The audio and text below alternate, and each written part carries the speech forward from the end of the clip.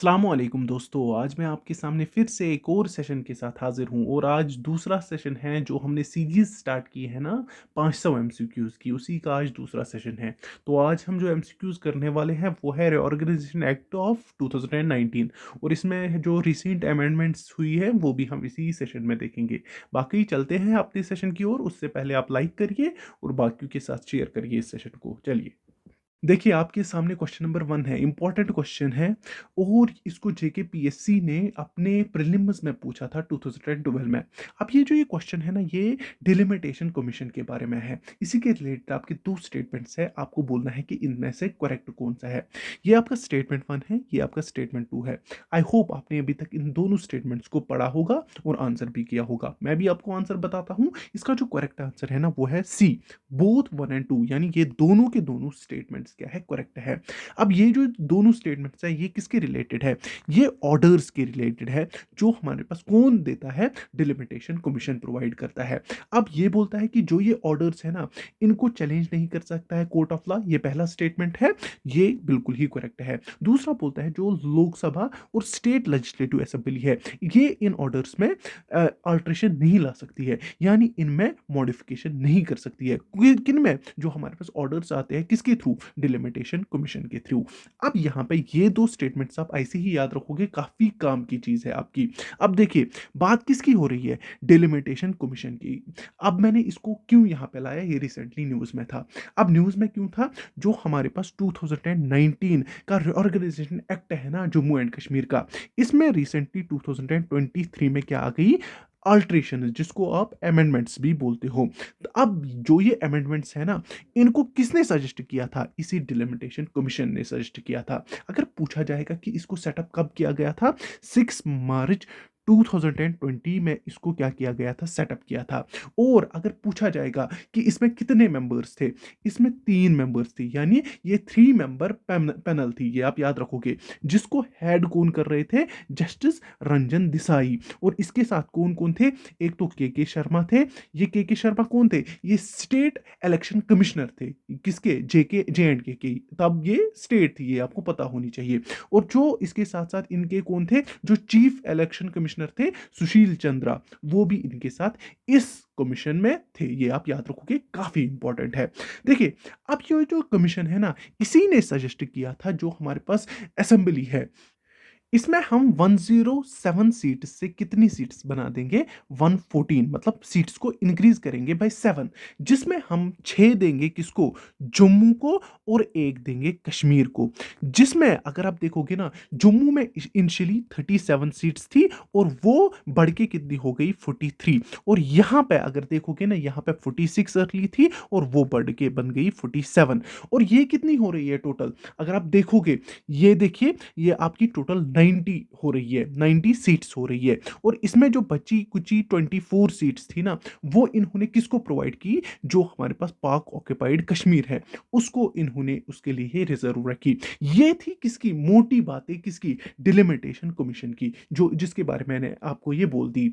अब देखिए, जो हमारे पास रिसेंटली अमेंडमेंट्स आई, ये देखिए, अगर आप ये देखोगे ना, अगर देखोगे, पहली चीज, ये लोकसभा में इंट्रोड्यूस कब हुआ? ये हुआ 26 जुलाई 2023 में, ये लोकसभा में इंट्रोड्यूस हुआ। और पास कब हुआ लोकसभा में? दिसंबर 6 2023 में पास हो गया। और अगर पूछा जाएगा कि फिर राज्यसभा में गया, ये आपको पता है, ये प्रोसेस होती है जब भी कोई बिल पास करवानी होती है, ये पहले लोकसभा में जाती है, फिर राज्यसभा में जाती है, फिर इसको प्रेसिडेंट का असेंट मिलता है, ये आपको पता होगी। अब ये कब हो गई? दिसंबर 11 को राज्यसभा से भी पास हो गई। ये तीनों डेट्स आपको याद रखनी है, ऐसे ही जैसे मैंने आपके सामने ये रख दिए। अब यहाँ पे देखिए, अभी तक हमारे पास शेड्यूल ट्राइब्स की कोई भी रिजर्वेशन नहीं होती थी। अब देखिए, यहाँ पे इन्होंने शेड्यूल कास्ट्स को 7 सीट्स रिजर्व कर दी, और जो हमारे पास शेड्यूल ट्राइब्स हैं, इनको कितनी सीट्स दी? 9 सीट्स दी। ये मैंने हाईलाइटेड इसीलिए रखा है ताकि आपको इजी हो जाए, ज्यादा पार्टी की जरूरत नहीं है, जो जो मोटी बातें हैं वो याद रखिए। और दूसरी चीज याद रखिए, जो हमारे पास बिल है ना, इन्होंने बोला कि जो लेजिस्लेटिव, जो हमारे पास लेफ्टिनेंट गवर्नर है, नॉट लेजिस्लेटिव, लेफ्टिनेंट गवर्नर है, वो 2 मेंबर्स इलेक्ट करेंगे, किसमें से? कश्मीरी माइग्रेंट कमिटीज में से। वो उनको लेजिस्लेटिव असेंबली में रिप्रेजेंट करेंगे। उनमें से जरूरी तौर पर एक का होना, वुमेन का होना ज़रूरी है, ये आप याद रखोगे। और दूसरी याद रखिए, दूसरी अमेंडमेंट क्या थी? दूसरी थी कि जो लेफ्टिनेंट गवर्नर है ना, वो जो पाक ऑक्युपाइड कश्मीर है, उधर से भी एक कैंडिडेट को इलेक्ट करेगा, जो उनको लेजिस्लेटिव असेंबली में क्या करेगा? रिप्रेजेंट करेगा। और ये किसका काम होगा? ये सिर्फ लेफ्टिनेंट गवर्नर का काम होगा, उसी के पास ये पावर होगा इस बंदे को इलेक्ट करना। ये भी आप याद रखोगे। यही थी कुछ अमेंडमेंट्स, आप रोक के पास करिए, इसको अच्छे से पढ़िए, ये आपकी काम की चीज है, बड़ी ही ट्रेंडिंग में थी तभी मैंने इसको यहां पे लाया है। चलिए हम मूव ऑन करते हैं नेक्स्ट क्वेश्चन। अब इस क्वेश्चन को भी आप आराम से देखेंगे फिर ही आंसर करोगे, काफी इंपॉर्टेंट क्वेश्चन है हमारे लिए और इसको भी रिसेंटली पूछा गया था। अब ये किसके रिलेटेड है? ये है आर्टिकल 370 के रिलेटेड। आर्टिकल 370 है क्या? ये एक कॉन्स्टिट्यूशनल प्रोविजन है जो स्पेशल स्टेटस प्रोवाइड करता है, किसको? जे एंड के स्टेट को। ये सबको पता होनी चाहिए। और किस पार्ट ऑफ इंडियन कॉन्स्टिट्यूशन में आता है? पार्ट 21 में आता है, ये आप याद रखोगे। अब यही आपको बोला है कि आर्टिकल 370 में कौन से प्रोविजंस होते हैं, लेकिन किसको मद्देनजर रखते हुए? जे एंड के स्टेट को मद्देनजर रखते हुए। अब इसका जो करेक्ट आंसर है ना, आई होप आपने अभी तक आंसर किया होगा, वो है ऑप्शन 3, यानी टेम्पररी प्रोविजंस इसमें आपको मिलते हैं। अब यहां पे देखिए, यहां पे जो चीजें मैंने आपको बोल दी ना वही लिख के हैं, लेकिन पूरी डिटेलिंग के साथ। आप यहां पे पॉज करोगे और इसको पढ़ोगे अच्छे से। यहां पे फिर हम मूव करते हैं नेक्स्ट क्वेश्चन पे। अब इस क्वेश्चन को भी आप आराम से देखोगे फिर ही आंसर करोगे, काफी इजी क्वेश्चन है और इंपॉर्टेंट क्वेश्चन है। आपको बोलना है कि इनमें से कौन सी अपॉइंटमेंट कौन करता है? प्रेसिडेंट ऑफ इंडिया करता है।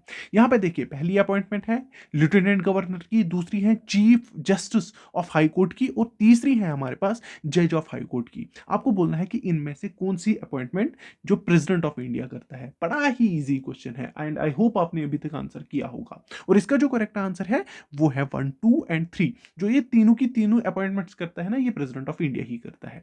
यहां पे देखिए, जो ये एलटी है ना, लेफ्टिनेंट गवर्नर है, ये हमारे पास सुप्रीम हेड है, किसका? जेके यूटी का। और ये कौन सा सेक्शन हमें बोलता है जेएनके रिओर्गेनाइजेशन एक्ट का? ये हमें बोलता है 14(1). ये आप याद रखोगे, ये सेक्शन हमें बोलता है कि जो हमारे पास लेफ्टिनेंट गवर्नर है वो सुप्रीम हेड रहेगा, किसका? जे एंड के यूटी का। ये आप याद रखोगे, काफी इंपॉर्टेंट है। और अगर बोला जाएगा ना रियल एग्जीक्यूटिव, वो कौन है? वो है हमारे पास सीएम। लेकिन जो ये सीएम है ना, इसको एड्रेस करना है, जो भी ये डिसीजन लेगा ना, वो इसको किसको पहले मतलब आगाह करना है? वो इसको लेफ्टिनेंट गवर्नर को करना है। और ये हमारे पास कौन बोलता है? ये हमारे पास सेक्शन 53 बोलता है। ये भी आप याद रखोगे, काफी इंपॉर्टेंट है। बाकी जरूरी नहीं है सुनना। हम मूव ऑन करते हैं नेक्स्ट क्वेश्चन पे। इसका जो करेक्ट आंसर था वो था डी 1, 2 एंड 3। चलिए मूव ऑन करते हैं नेक्स्ट। अब इस क्वेश्चन को देखिए, बड़ा ही इजी क्वेश्चन है आपके लिए आंसर करना। यहां पे ये है notification of Jammu and Kashmir administration की। ये कब आई थी? ये आई थी 2020 में। और ये रूल्स डिफाइन करती थी जिनके थ्रू आप एलिजिबल बनते थे, किसके लिए? डोमिसाइल स्टेटस के लिए, या आप ये भी बोल सकते हो डोमिसाइल सर्टिफिकेट के लिए। अब यहां पे क्वेश्चन में पूछ रहा है कि मिनिमम ड्यूरेशन ऑफ रेजिडेंस क्या होनी चाहिए जम्मू एंड कश्मीर यूनिटी में, ताकि आप इस डोमिसाइल स्टेटस को हासिल कर सको, या आप ये भी बोल सकते हो डोमिसाइल सर्टिफिकेट को हासिल कर सको। बोलिए क्या है इसका करेक्ट आंसर? आई होप आपने अभी तक किया होगा। इसका करेक्ट आंसर है 15 ईयर्स का। ये इसका पहला रूल था। आप रेजिडेंस होने चाहिए जम्मू एंड कश्मीर यूटी के 15 साल के लिए, आप डोमिसाइल स्टेटस हासिल कर सकते हो। दूसरा रूल क्या था? आपने 7 ईयर के लिए यहां पे स्टडी किया होना चाहिए, और आपने 10th या 12th का एग्जाम यहां पे ही पास करा होना चाहिए, तो आप इस स्टेटस के लिए एलिजिबल बनते हो। और तीसरा क्या था? कि आप यहां के गवर्नमेंट ऑप्शनल होने चाहिए, और आपने जो यूटी है ना, जेके यूटी, इसमें सर्विस प्रोवाइड करी होनी चाहिए 10 ईयर्स तक, तो भी आप एलिजिबल बनते हो किसके लिए? डोमिसाइल स्टेटस के लिए। ये भी आपको याद रखना है। और एक है जो हमारे पास आते हैं ना, वेस्ट, जो हमारे पास वेस्ट पाकिस्तान के रिफ्यूजीज आते हैं, वो भी डोमिसाइल के लिए, डोमिसाइल सर्टिफिकेट के लिए एलिजिबल है। ये भी आप याद रखोगे। और एक हमारे पास आता है सैनिटेशन वर्कर्स, और जो हमारे पास चिल्ड्रंस फ्रॉम वुमेन्स जो married outside the Jammu and Kashmir होती है ना, वो भी एलिजिबल है किसके लिए? डोमिसाइल सर्टिफिकेट के लिए। आई होप ये चीजें आपको क्लियर हो गई। ये रूल्स थे किसके रिलेटेड? जिनको भी हासिल करना है डोमिसाइल स्टेटस। आई होप ये आपका क्लियर हो गया होगा। चलिए मूव ऑन करते हैं नेक्स्ट क्वेश्चन। अब ये क्वेश्चन देखिए ये कितना इजी है। ये पूछ रहा है कि जो हमारे पास Jammu and Kashmir reorganisation bill जो आई थी ना 2019 में, जब भी J and K state divide हुई थी 2 यूटीज में, जम्मू एंड कश्मीर और किसमें, लद्दाख यूटी में, ये आपको पता होगी। अब आपको बोलना है कि इसने क्या रीजन प्रोवाइड किया कि हमें ये दो न्यू यूनियन टेरिटरीज बनानी पड़ी। बोलिए इसका करेक्ट आंसर क्या है। इसका जो करेक्ट आंसर है ना, आई होप आप सबको ने किया होगा, वो है बोथ ऑफ देम। जो हमारे पास ये भी है, इन्होंने बोला था जो यहाँ की इंटरनल सिक्योरिटी इश्यूज है ना उसकी वजह से भी, और दूसरा जो लद्दाख साइड से जो पीपल है वो भी डिमांड कर रहे थे स्टेटस ऑफ यूटी का, क्योंकि वहां की पॉपुलेशन ज्यादा थी और एरिया भी ज्यादा था, दैट्स वाई। तो ये आपको पता होनी चाहिए। आई होप ये इजी क्वेश्चन था, आपने आंसर किया होगा। चलिए मूव ऑन करते हैं नेक्स्ट क्वेश्चन। चलिए क्वेश्चन आपके लिए, अभी हमने डिस्कस किया था, आपको बोलना था हेड ऑफ डिलिमिटेशन कमीशन कौन था। ये कब आया था, 2020 में, ये भी आपको याद रखना है। और फोर्स में कब आया था, ये भी आप याद रखिए, काफी इंपॉर्टेंट बनता है हमारे लिए। ये आया था मई 2022 में, ये फोर्स में आया था, ये आप याद रखोगे, काफी इंपॉर्टेंट है। चलिए मूव ऑन करते हैं नेक्स्ट क्वेश्चन। अब देखिए बड़ा ही सिंपल और इजी, बच्चे बच्चे को ये क्वेश्चन पता है। आपको बोलना है कि जो हमारे पास Jammu and Kashmir reorganisation act है ना, इसमें कितने पार्ट्स, कितने सेक्शंस और कितने शेड्यूल्स है। आई होप आप सबों ने करेक्टली इसका आंसर किया होगा। वो है ऑप्शन सी पार्ट, यानी 103 सेक्शंस, 14 पार्ट्स और 5 शेड्यूल्स है। इस क्वेश्चन को भी पूछा गया है, तभी इधर मैंने इसको लाया। अब यहाँ पे देखिए, आपके पास यहाँ पे सारे पार्ट्स दिए हुए हैं, और उनके साथ साथ आपके उनके कुछ इंपॉर्टेंट सेक्शंस भी दिए हैं। आप इनको आराम से पढ़ोगे, जैसे ही मैं ये पीडीएफ आपके साथ शेयर करूंगा, मतलब इसमें ना इंपॉर्टेंट सेक्शंस लिख के हैं, वो बहुत इंपॉर्टेंट बनते हैं हमारे लिए, ये आप सारे पढ़ोगे। यहाँ पे देखिए, बाकी हम देखते हैं नेक्स्ट। अब देखिए और एक इजी क्वेश्चन है आपके सामने, आई होप आपने अभी तक आंसर भी किया होगा जब तक मैंने ये चीज बोल दी। पूछ रहा है कि first schedule of Jammu and Kashmir organisation act किसके साथ डील करता है। चलिए आपके पास 4 ऑप्शन है, आंसर करिए। करेक्ट आंसर इसका ऑप्शन 1, यानी members of council of state के साथ ये डील करता है। अब हमारे पास टोटल कितने हैं, 5 शेड्यूल्स है। उनमें से अगर आप देखोगे ना, पहला schedule members of council state के साथ हमारे पास ये डील करता है। दूसरा हमारे पास कितने मतलब कॉन्स्टिट्यूशंसीज हैं, हमारे पास 5 पार्लियामेंट्री कॉन्स्टिट्यूशंसीज हैं, और हर किसी कॉन्स्टिट्यूशंसी में आपको 18 सीट्स मिलेगी, और 18 इंटू 5 कितना होता है, 90। ये आपको पता ही होगी, ये हमारे पास असेंबली सीट्स है, लेजिस्लेटिव असेंबली सीट्स है। यहाँ पे बारामूला को 5, श्रीनगर को 5, अनंतनाग को 5, उधमपुर को 5 और जम्मू को 5। ये आपको पता होनी चाहिए कौन सी 5 पार्लियामेंट्री कॉन्स्टिट्यूशंसीज है। दूसरा, ये किसके साथ डील करता है, असेंबली कॉन्स्टिट्यूशंसीज के साथ। और चौथा हमारे पास किसके साथ डील करता है, ये करता है ओथ एंड एफर्मेशन के साथ। और जो हमारे पास यहाँ पे ये वाला पार्ट है, ये किसके साथ डील करता है, जो हमारे पास सेंट्रल लॉज है 106 जो एप्लीकेबल हो गए किस पे, जेके यूटी पे, जैसे ही रिऑर्गेनाइजेशन एक्ट फोर्स में आया। कब आया था, 31 अक्टूबर 2019, ये सबको पता है। और इसमें अगर आप देखोगे ना, जो हमारे पास स्टेट लॉज कितने हैं, वो जो अभी भी जेके यूटी पे एप्लीकेबल है, वो है 166 लॉज। और ये कितने थे टोटल, ये थे 173, जिनमें 7 इन्होंने बोला कि ये अभी रिव्यू में है, ये आपको पता होनी चाहिए। इसके अलावा जो 164 लॉज थे, जो 164 लॉज थे, उनको क्या किया गया, उसको रिपील किया गया, किधर से, जो हमारे पास state of Jammu and Kashmir थी, उससे वो खत्म ही कर दिए गए। ये भी आपको याद रखना है, काफी इंपॉर्टेंट है। चलिए इतना तो काफी है, हम मूव ऑन करते हैं नेक्स्ट क्वेश्चन पे।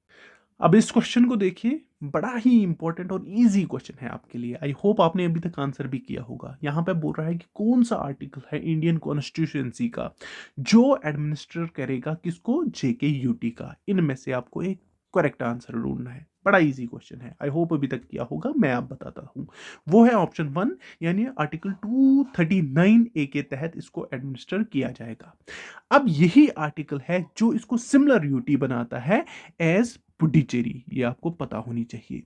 अब ये हमारे पास किस सेक्शन के अंतर्गत आता है, जो ये चीजें हमें बताता है, ये हमारे पास आता है सेक्शन 13 ऑफ रिऑर्गेनाइजेशन एक्ट 2019 के तहत ये आता है। ये आपको याद रखना है, सेक्शन 13 हमें ये चीज कहता है, काफी इंपॉर्टेंट है। तो चलिए मूव ऑन करते हैं नेक्स्ट क्वेश्चन। अब इस क्वेश्चन को देखिए, काफी इजी क्वेश्चन है आपके लिए। अब ये भी बोल रहा है कि कौन सा section of Jammu and Kashmir reorganisation act 2019 का है जो legislative council of existing state Jammu and Kashmir का एबॉलिश करता है। काफी इजी क्वेश्चन है। आई होप आपने अभी तक आंसर किया होगा। आपके सामने 4 ऑप्शन है, चूज करिए एक को। और इसका करेक्ट आंसर ऑप्शन 1 यानी 57(1) जो हमारे पास सेक्शन है ना रिओर्गेनाइजेशन एक्ट का, वो इस लेजिस्लेटिव काउंसिल को एबॉलिश करता है। अब यहां पे हमारे पास क्या आता है, उसको हम बोलते हैं लेजिस्लेटिव असेंबली। ये आपको पता होगी। और ये कौन सा सेक्शन हमें बोलता है, ये बोलता है इसी का रिओर्गेनाइजेशन एक्ट 2019 का ही सेक्शन 14(2) ये हमें बोलता है। अब यहां पे क्या रहेगी, लेजिस्लेटिव असेंबली। जैसे हमारे पास कहां पे है, दिल्ली में है, पुडुचेरी में है, वैसे ही अब कहां पे रहेगी, JNK में भी। ये पहली चीज आप याद रखोगे। और अगर आपको बोला जाएगा ना कि लेजिस्लेटिव असेंबली में टोटल सीट सब कितनी रहेगी, वो रहेगी 90, जो मैंने अभी बोला। दूसरी चीज, जो हमारे पास लेजिस्लेटिव असेंबली का जो हमारे पास काउंसिल ऑफ मिनिस्टर्स है ना, उसमें रहने चाहिए जितने भी हमारे पास टोटल मेंबर्स है ना लेजिस्लेटिव असेंबली में, उसमें रहने चाहिए 10% ऑफ दीज मेंबर्स। किसमें, काउंसिल ऑफ मिनिस्टर्स में। ये भी आप याद रखोगे। ये आपका कौन सा सेक्शन बोलता है, ये आपका 53(1) बोलता है रिओर्गेनाइजेशन एक्ट का। ये भी आप याद रखोगे। और भी एक चीज है यहां पे, और एक सेक्शन है कि जो हमारे पास सीट्स रहेगी ना लोकसभा में, वो कितनी रहेगी, वो 5 रहेगी। ये आपको बोलता है सेक्शन 10। ये आप याद रखोगे, काफी इंपॉर्टेंट है।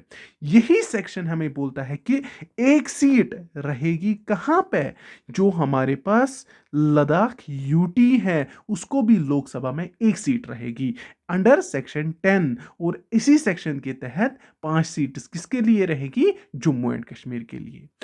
और एक याद रखिए, अगर पूछा जाएगा कि जो हमारे पास राज्यसभा में है, राज्यसभा है, वहां पे जेके यूटी की कितनी सीट्स है जो अभी वैकेंट है। याद रखना 2019 से जब से ये लागू हुआ है ना, तब से वो वैकेंट ही है।